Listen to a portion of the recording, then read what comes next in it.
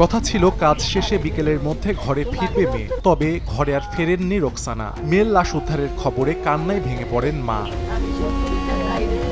Police জানায় প্রতিদিনের মতো রোববার সকালে মানিকগঞ্জের সিংগাইরের শাহরাইল বাজার এলাকার মদিনা শিশু একাডেমি ও মহিলা মাদ্রাসায় গিয়েছিলেন শিক্ষক রোকসানা। দুপুর 12টা পর্যন্ত ক্লাস নেওয়া শেষে মাদ্রাসার একটি কক্ষে প্রাইভেট পড়াচ্ছিলেন তিনি। বিকেল 4টার দিকে চতুর্থ শ্রেণীর কক্ষটির বাইরে থেকে তালাবদ্ধ অবস্থায় দেখতে পান প্রতিষ্ঠানটির আয়া ফিরোজা বেগম। পরে সভাপতি নাজমুল হকের কাছ থেকে চাবি নিয়ে তালা খুলে ভেতরে ঢুকে পাটি দিয়ে মোড়ানো ও বেঞ্চ দিয়ে চাপা দেওয়া একটি বস্তু দেখতে পান তিনি।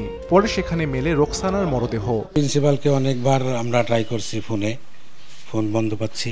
বিভিন্ন জায়গায় ওর ক্ষত বিক্ষত আছে, মুখের মধ্যে স্পট আছে বা শরীরে। সব কমিশন আমি চাই, আমি আর কিচ্ছু চাই না। খবর পেয়ে রোববার লাশ উদ্ধার করে পুলিশ। জানায় শরীরে রয়েছে আঘাতের চিহ্ন, তবে ঘটনার 24 ঘন্টা পার হলেও হয়নি কোনো মামলা। নগদে 500 টাকা বা তার বেশি পেমেন্টে পেতে পারেন ঢাকায় জমিসহ 20 কোটি টাকার পুরস্কার।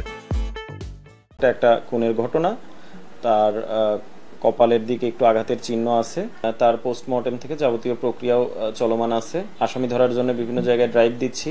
এদিকে ঘটনার পর থেকে পলাতক মাদ্রাসার প্রিন্সিপাল শহীদুল ইসলাম। অন্যদিকে স্বজনরা জানান স্বামী শুভ মিয়ার সঙ্গে বনিবনা হচ্ছিল না রোকসানার। বিয়ে হওয়ার পর ঝামেলা কতটুকু হয়েছে সেটা আমরা জানি না। আগামী 9 তারিখে বিচারের কথা ছিল, তার মধ্যে দুর্ঘটনা ঘটে গেল। স্বামীর বাড়ির লোকে করতে পারে, আর তাছাড়া যে মাদ্রাসায় ও করে চাকরি করে ওখানকার লোকেই করছে। প্রায় 2 বছর ধরে প্রতিষ্ঠানটিতে শিক্ষকতা করে আসছিলেন রোকসানা।